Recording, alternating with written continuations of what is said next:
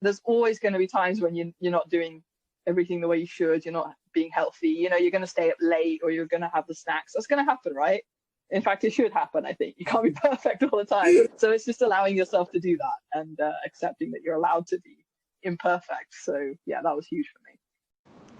Welcome to Chumble's Habit Hero series, where we speak to the brave people who kicked off their habit building adventures. In this series, these habit heroes share the highs and lows of their journeys to date. I'm Robin, and today we'll be joined by Jas.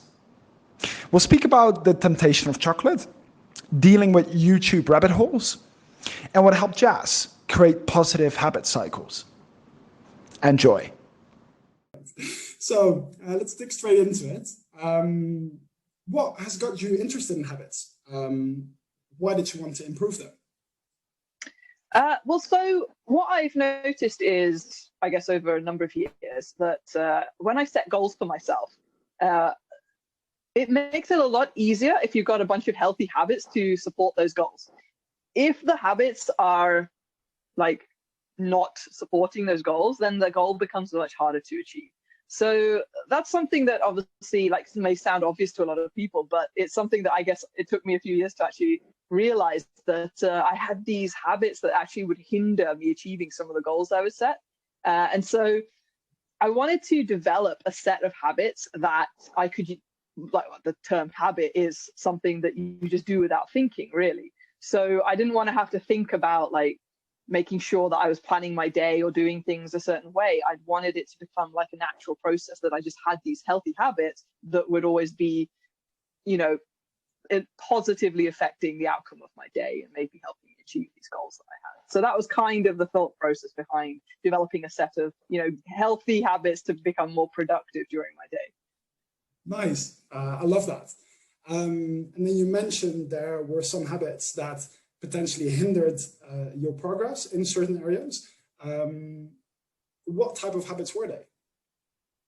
So one of the biggest ones that was just like, it had the biggest impact on my day right from the get-go was waking up late, which I actually discovered was linked to me going to bed late, obviously, right? So it set the like tone for the whole day. So I had, and I still sometimes have this habit of staying up very late, which of course means that I wake up very late, which then changes my morning completely. So I might go to bed thinking I'm going to do this in the morning, and I have all these like plans for my day. But as soon as you wake up late, those plans just go out of the window, and it also puts you in the wrong mindset. So I'd wake up, and as opposed to how I might feel if I woke up at a reasonable hour where I feel like attacking the day, when I wake up late, it kind of feels like you've already wasted the morning, and it feels a little bit like, well, I'm not going to get as much out of this day, so I won't bother as much either. So it really puts you in the wrong mindset.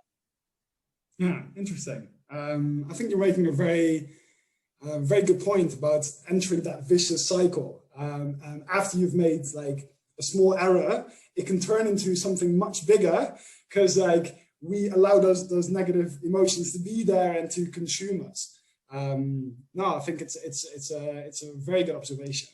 And then you mentioned that you made some amazing progress on going to bed late and stuff like that to prevent that from happening. Could you share what has been the biggest learning on your habit building journey? Yeah, so what I discovered, so part of this course, one of the terms that you used was keystone habits. And this was something that I discovered, this was my going to bed late.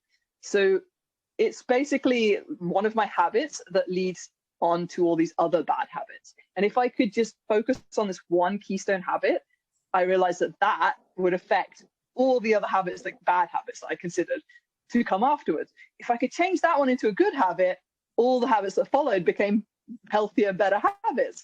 So I was able to use that learning and focus on this one keystone habit that was going to bed late. And so that became my focus for a big part of this journey. And a lot of it was sort of trial and error and trying out different things to see what worked. Some things didn't work. Sometimes they worked for a short period of time, and then I'd fall back into the same old pattern. But it was kind of fun, actually, in a way, to just experiment with these different things. Like, what could I do to get myself to go to bed earlier? Why was I staying up so late? So a little bit of self-awareness as well, trying to just look inward and think about like, why are you doing these things, and why has this even become a habit in the first place? So it was really interesting, and I think it really was, for me, it was quite nice just to understand myself better. So that was one of my favorite things. Nice. I think it's amazing, and you have made amazing progress. You also mentioned a lot of the experiments that you tried. Do you mind sharing a few of those experiments? Maybe some that worked, maybe some that were not as successful? Yeah, I mean, I've got loads, but if I just mention like a couple of them. So there was two areas that I focused on. So one was the going to bed early. The other one was not snacking in the evening. It was health related. So it wasn't just not snacking. It was also trying to incorporate one form of exercise into my day, because my daily sort of health exercise regime had completely changed because of COVID and lockdown. So I wasn't playing the sports I would normally play. And so I was trying to incorporate some kind of exercise into my day. So the thing that helped a lot with going to bed early, and this was, I guess I just got lucky straight off the bat, because this worked really well. It was discovering that on my phone, there was a built-in app that allowed you to limit the amount of time you spend on each app. And also you could actually just literally just block every app if you want to at a certain time. So your phone just becomes useless after a certain time. But you can pick and choose. And so I used this, and I tried like which apps I wanted to sort of pause at what time. So there was a bit of sort of trial and error coming into it. But I just cut myself off at 1 a.m. So literally my phone just became a telephone and nothing else at 1 a.m. And so I found myself anticipating this as well, in fact. So like by about midnight, I knew that I only had like an hour left on my phone usage time. I should have mentioned that actually one of the things that kept me up quite late is my usage of my phone. So what I tend to do both in the morning and the evening is go on my phone. And in the morning, I don't mind, actually. It sounds like, I think to a lot of people, there might be a negative habit to use your phone first thing in the morning. But for me, it's actually, I find it quite good. It's a way of taking care of certain admin things straight away first thing, and you've got it out of the way, and then you can tackle kind of other things during the day. So that's a healthy habit, because it lasts about 20, 30 minutes, get all the admin out of the way. But in the evening, I found myself going down rabbit holes doing YouTube or God knows what else, just trying to squeeze some entertainment out of the last few minutes of my day, and then it just going on for too long. So the app worked really well. So that just disabled my phone after a certain time. And there have been times where I've disabled that and I've allowed myself to enjoy it as well. But the key to it was not to allow that to happen repeatedly. So occasionally you let yourself indulge, and then the next day you recover again. And so that was another very important learning process for me, is not to just give up because you failed once, is to actually allow yourself a little bit of indulgence. It's not failure, it's just allowing yourself to enjoy sometimes. And so that was a huge one. And then when it came to snacking in the evening, I tried so many things. I was like, is it because I just want to do something with my hands? So I tried should I get a Rubik's Cube so I can fidget with that instead of eating chocolate? Chocolate was my weakness in the evening. So I want to relax in front of the TV, and then I intend to snack, and I do it without thinking.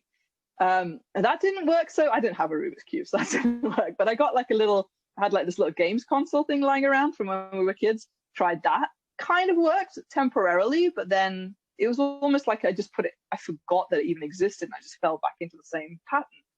But then what's been working now for, I think it's nearly 3 weeks now, so this is the longest thing that's worked, is it's called that. Well, technically it's intermittent fasting, but I'm not doing it for the intermittent fasting benefits. I'm actually just doing it because mentally it allows me to, so from 12 midday to 8 p.m.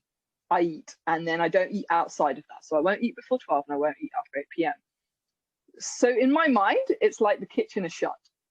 And I know it's not, but for some reason, this is just like a switch in my brain that just prevents me from then snacking after 8 p.m., which is when I would do all my snacking. And I can't believe how well this worked, because this is entirely in my head.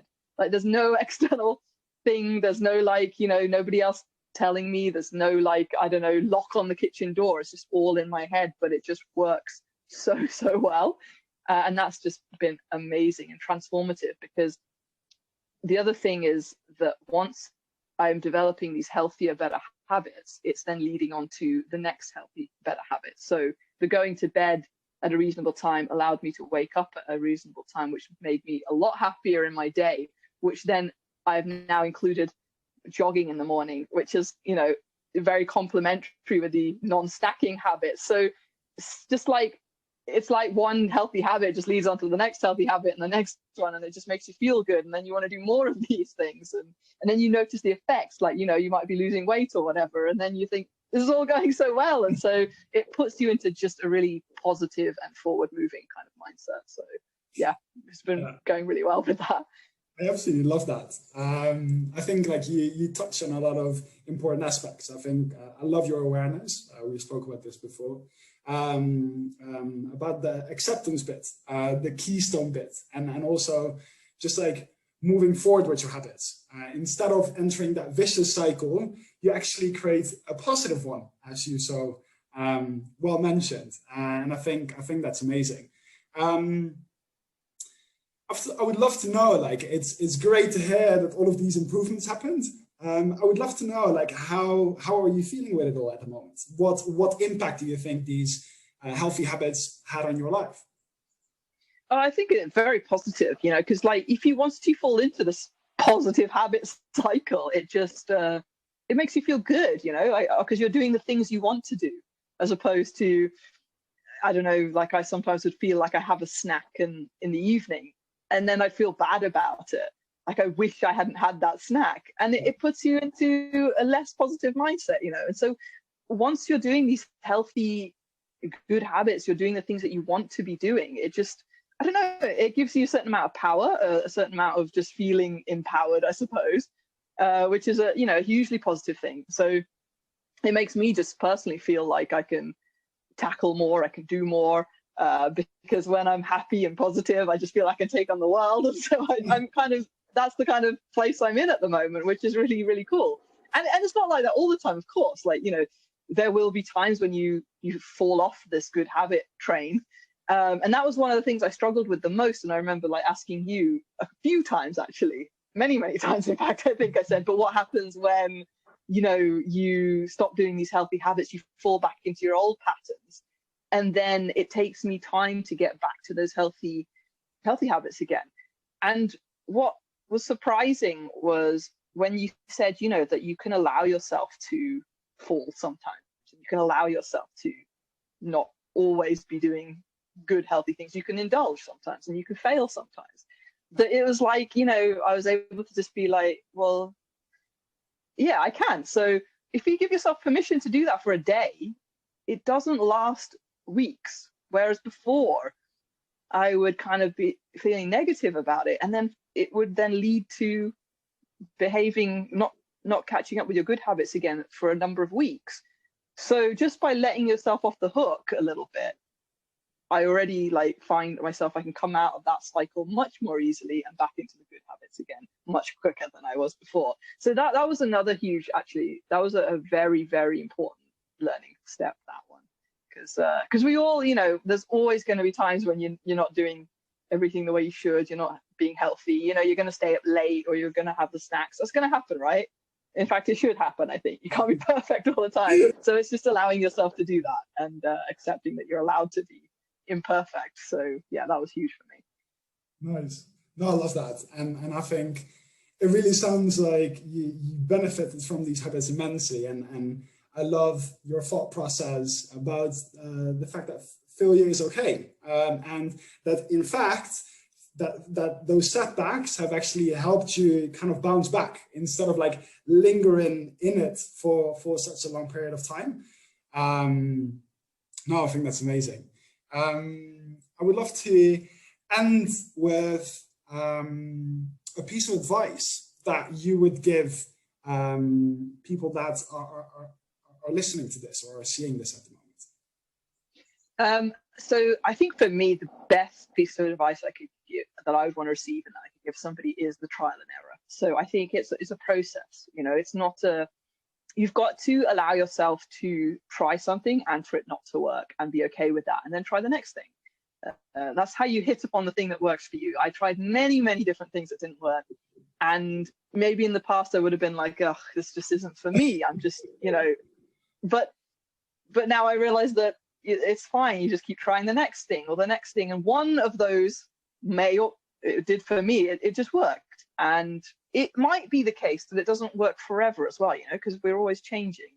Our situation's always changing, our environment's always changing. So it's just a constant sort of trial and error process. It's not something that may last forever. This habit that I've currently got into of exercising in the morning, not snacking in the evening could change.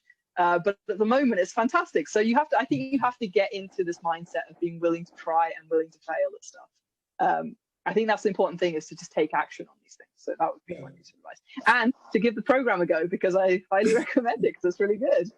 So I think the best thing is the support you get with it, right? So doing this journey by myself wouldn't have been nearly as much fun or as easy to do if I didn't have like other people going through the process with me. So, you want some support from people. If you can get that helps in everything in life. Yeah, I think beautiful piece of advice. And of course, thank you for sharing your thoughts on the Happy Habits program. I'm very, very happy that you loved it so much. And I would like to thank you for your time today, your beautiful wisdom, and I hope you have a lovely day ahead. Thank you.